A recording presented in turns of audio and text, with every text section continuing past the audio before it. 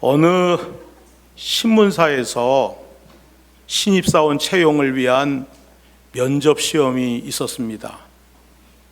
그 신문사는 유명 신문사였기 때문에 지원자들이 꽤 많았죠. 거기 모인 사람들은 면접관에게 더 좋은 점수를 얻기 위해서 예상되는 질문에 대한 답을 외우고, 그리고 말하는 연습을 하는 통에 면접 대기실은 매우 소란스럽고 분주했습니다. 그런데 갑자기 오늘 면접이 다 끝났으니 모두 돌아가십시오 라는 안내방송이 나온 겁니다. 많은 사람들이 어리둥절하고 혼란스러웠습니다. 아니, 나는 지금 면접도 안 봤는데 지금 뭐 하자는 거야? 나는 면접관 얼굴도 못 봤는데. 그러면서 사람들이 흥분하기 시작을 했습니다. 그러자 신문사 측에서는 이미 면접 볼 사람들은 다 보았다고 확인을 해 주었습니다. 여러분, 이것이 어떻게 된 일일까요? 알고 보니까 그 소란스럽고 분주했던 면접 대기실에 3시간 전에 아주 조그맣게 방송이 나왔던 겁니다. 지금 이 방송을 들은 분들은 곧바로 아무에게도 이야기하지 말고 202호로 와서 면접을 봐주시기 바랍니다. 그 멘트가 2번이 나온 거예요. 그런데 그 방송을 들은 사람들은 곧바로 202호로 가서 면접을 볼 수가 있었던 것이었죠. 그 신문사는 이렇게 말합니다. 언론인이 되려는 사람은 자기의 목소리를 내는 것이 아니라 아주 작은 소리에도 귀를 기울여 들을 수 있는 자세의 사람이어야 한다. 사랑하는 성도 여러분, 우리의 신앙도 마찬가지입니다.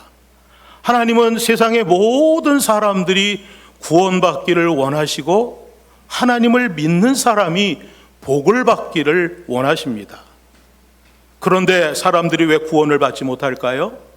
왜 믿는데에도 풀리지 않고 복을 받지 못합니까? 그것은 하나님의 말씀을 듣지 않기 때문입니다. 이스라엘은 솔로몬 왕 이후에 북이스라엘과 남유다로 갈라졌습니다. 북이스라엘은 기원전 722년 아수르에게, 그리고 남유다는 기원전 586년에 바벨론에게 멸망을 당했죠. 바벨론에게 멸망을 당한 남유다인들은 바벨론의 포로로 끌려가서 무려 70년 동안 비참한 생활을 해야 했습니다. 이들이 왜 바벨론의 포로로 끌려갔을까요? 이스라엘이 바벨론의 포로로 끌려간 가장 중요한 이유는 하나님의 말씀을 듣지 않았기 때문입니다. 하나님은 이미 선지자들을 통해서 수없이 심판에 대한 경고의 메시지를 보냈죠. 그런 경고의 메시지에도 불구하고 이스라엘은 전혀 하나님의 경고에 귀를 기울이지 않았습니다. 에레미야 선지자는 에레미야 25장 8절로부터 11절에 이렇게 말씀을 합니다. 너희가 내 말을 듣지 아니하였느니라. 보라, 내가 북쪽 모든 종족과 내 종 바벨론의 왕 느부갓네살을 불러다가 이 땅과 그 주민과 사방 모든 나라를 쳐서 진멸하여 웃음거리가 되게 하며 땅으로 영원한 폐허가 되게 할 것이라. 이 민족들은 70년 동안 바벨론의 왕을 섬기리라. 이미 그렇게 예고를 했던 거예요. 스가랴 선지자도 이렇게 이야기합니다. 그들이 듣기를 싫어하여 등을 돌리며 듣지 아니하려고 귀를 막으며 내가 불러도 그들이 듣지 아니한 것처럼 그들이 불러도 내가 듣지 아니하리라.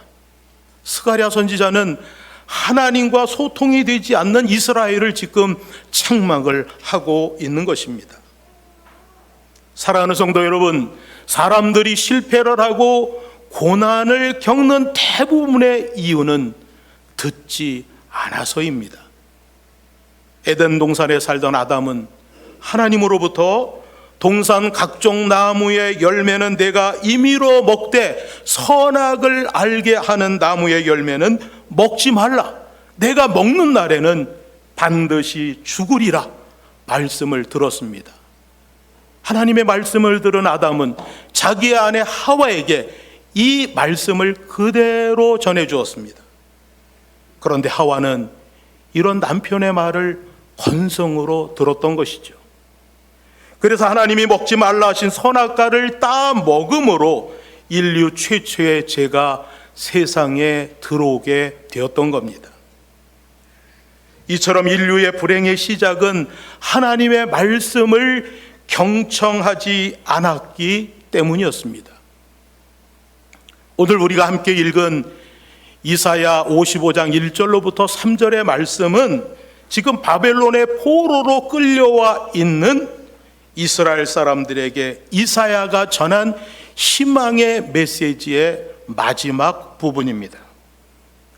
이제 이스라엘 백성들은 포로 생활을 마치고 고국으로 돌아가서 새로운 하나님의 나라를 세워야 하는데 그들에게 가장 중요한 일은 무엇이었느냐면 하나님의 말씀을 듣고 그 말씀대로 살아가는 것이었습니다. 그래서 하나님은 그 생명의 자리에 바벨론의 포로로 끌려온 이스라엘 백성들을 지금 초청을 하고 계시는 것이죠. 1절 말씀입니다. 오호라 너희 모든 목마른 자들아 물로 나오라. 돈 없는 자도 오라. 너희는 와서 사 먹되 돈 없이 값 없이 와서 포도주와 젖을 사라. 하나님은 목마른 자들을 초청을 하십니다. 그럼 목마른 자가 누구일까요? 오랜 포로 생활로 인해서 영혼 깊은 곳에서부터 하나님의 말씀에 대한 갈증을 가지고 있고 예배에 대한 갈증과 갈급함을 가지고 있는 이스라엘 백성들을 지금 초청하시는 겁니다. 목마른 자는 또 누구일까요? 오늘 이 시대를 살아가는 우리들이죠. 오늘날 우리는 물질적으로 정말 풍요롭고 기술적으로 매우 발달한 시대에 살고 있습니다. 그러나 그 안에서 많은 사람들이 살면서 내면의 공허함을 느끼고 있습니다. 정체성의 혼란을 느끼고 있고 삶의 목적에 대한 의문을 경험을 하고 있죠. 그래서 오늘 이 시대를 영적 목마름의 시대라고 이야기를 합니다. 이 영적 목마름을 세상에서는 해결해 보려고 하지만 이 세상에서는 우리의 영적 목마름을 세상은 해결해 줄 수가 없습니다. 이사야 44장 3절과 4절에서 하나님은 나는 목마른 자에게 물을 주며 마른 땅에 시내가 흐르게 하며 나의 영을 내 자손에게 나의 복을 내 후손에게 부어주리니 그들이 풀 가운데서 솟아나기를 시냇가의 버들같이 할 것이라. 여러분, 우리 하나님은 목마른 자에게 무엇을 주신다고요? 물을 주시고 그리고 마른 땅에 시냇물을 흐르게 하시는 분이시라고 분명하게 말씀을 하십니다. 그래서 그들이 시냇가의 버들같이 솟아나게 하시는 분이 우리 하나님이십니다. 그 하나님이 지금도 영적 목마른 사람들을 계속해서 초청하고 계십니다. 또 하나님은 어떤 사람을 초청하셨습니까? 돈 없는 자를 오라 이렇게 말씀을 하셨어요. 여러분, 이 세상에서 돈이 없는 사람은 살 수가 없습니다. 이 세상에서 자격이 없는 사람은 거절을 당하죠. 그러나 우리 하나님의 초대는 조건 없는 은혜의 초대입니다.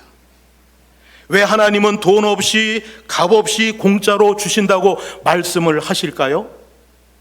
그게 싸구려이기 때문에, 가치가 없기 때문에? 그게 아닙니다.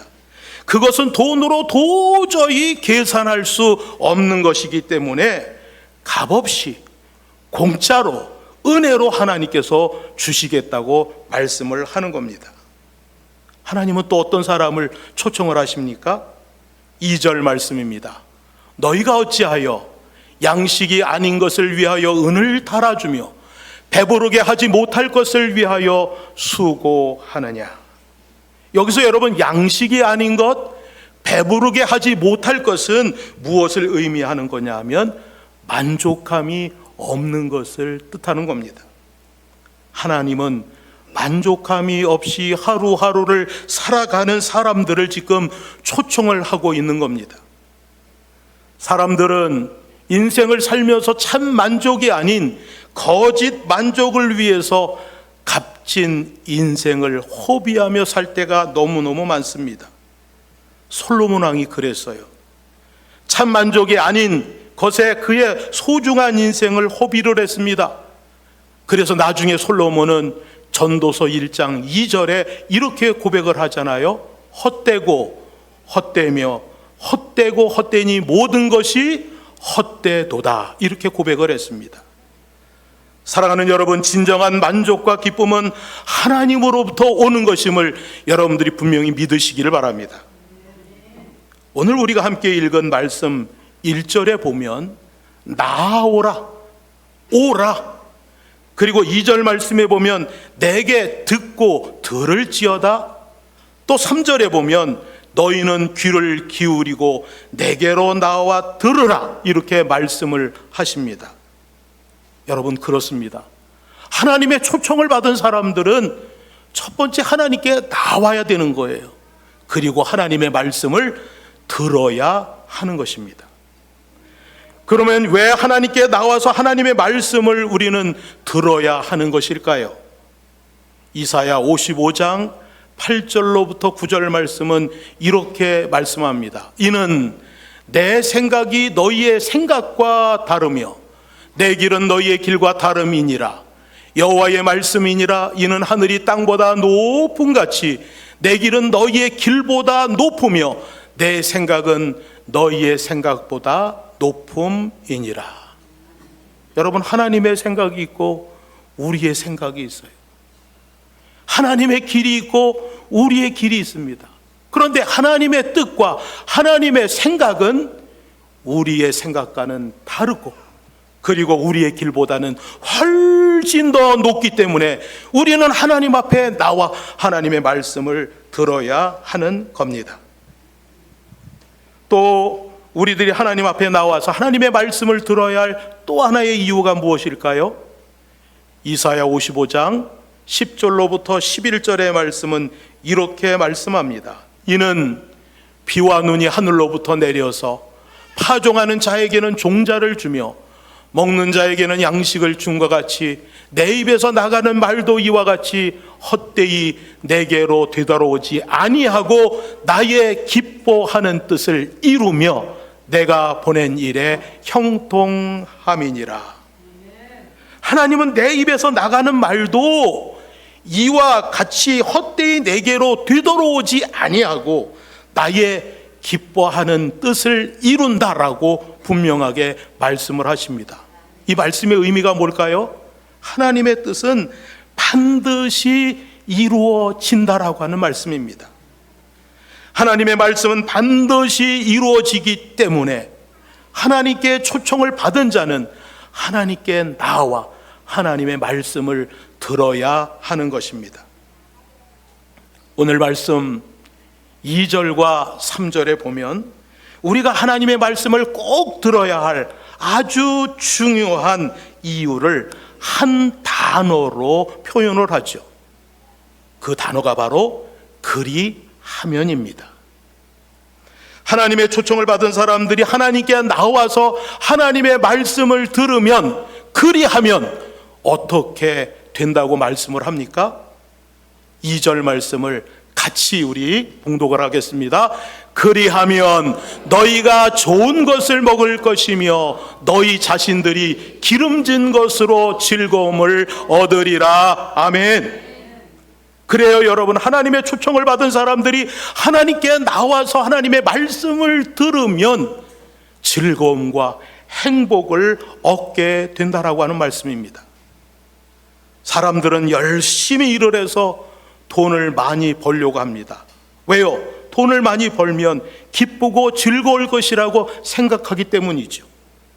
사람들은 높은 자리에 올라가 뭔가 권력을 잡으면 행복할 것이라고 생각을 합니다.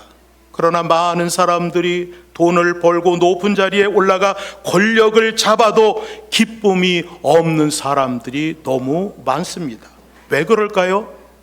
돈과 권력과 명예는 우리들에게 영원한 행복을 가져다 주지 못하기 때문입니다. 그런데 우리 속에 있는 영혼은 하나님께로 나와서 하나님의 말씀을 들을 때 즐거움을 얻게 됩니다. 우리 영혼은 하나님께 나와 하나님의 말씀을 들을 때 참된 행복을 누리게 됩니다. 우리들이 하나님께 나와 하나님의 말씀을 들어야 되는 또 하나의 이유가 있습니다. 3절 말씀을 같이 봉독하겠습니다. 너희는 귀를 기울이고 내게로 나와 들으라. 그리하면 너희의 영혼이 살리라. 아멘. 여러분, 여기서 그러하면은 조건이 아니에요. 조건이 아니고 약속입니다. 그리하면 너희의 영혼이 살리라고 하는 이 약속은 단순히 기분이 나아지고 좋아진다라고 하는 표현이 아니고 실제로 죽어가던 영혼이 다시 살아나는 기적, 그것이 바로 그리하면의 의미입니다. 길을 잃은 자가 다시 길을 찾게 되고, 짓눌린 자가 자유를 얻고, 무너진 자가 다시 일어나고, 사랑받지 못했다고 느꼈던 사람이 하나님의 품 안에서 온전한 사랑을 경험하게 되는 것, 그것이 바로 그리하면 너희 영혼이 살리라는 약속의 실제입니다. 이 은혜의 음성 앞에 겸손히 귀 기울이고 나와 말씀을 듣고 회복과 소생, 그리고 새 생명의 역사를 일으키는 축복의 주인공들이 다 되시기를 축원합니다. 한 여인이 교통사고를 당해서 목이 부러졌습니다. 오랫동안 수술을 받고 치료를 했지만 도저히 회복이 되질 않는 거예요. 더더욱 힘든 것은 움직이기도 힘들었지만 밀려오는 고통을 감내할 수가 없었습니다. 혼자 아무것도 못하니까 남편이 직장을 쉬면서 3달 동안 아내를 정성껏 뒷바라지해 주었습니다. 그러나 병이 호전되지 않자 가정경제를 위해서 남편은 다시 직장에 나가게 되었죠. 이 여인은 매일 생각합니다.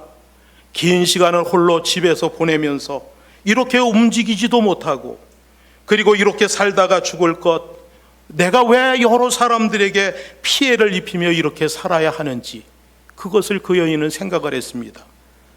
그러던 어느 날 그 여인은 모진 인생을 마감하기로 결심을 하게 되죠.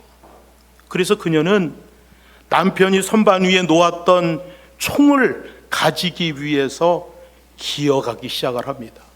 힘들게 끙끙거리면서 기어가다가 그만 옆에 있는 테이블을 쳤는데, 그 테이블 위에 있는 TV 리모컨이 땅에 떨어졌습니다. 이 TV 리모컨이 땅에 떨어지면서 켜져 있던 TV 채널이 바뀌어진 거예요. 어떤 채널로 바뀌어졌을까요? 기독교 방송이 나온 겁니다.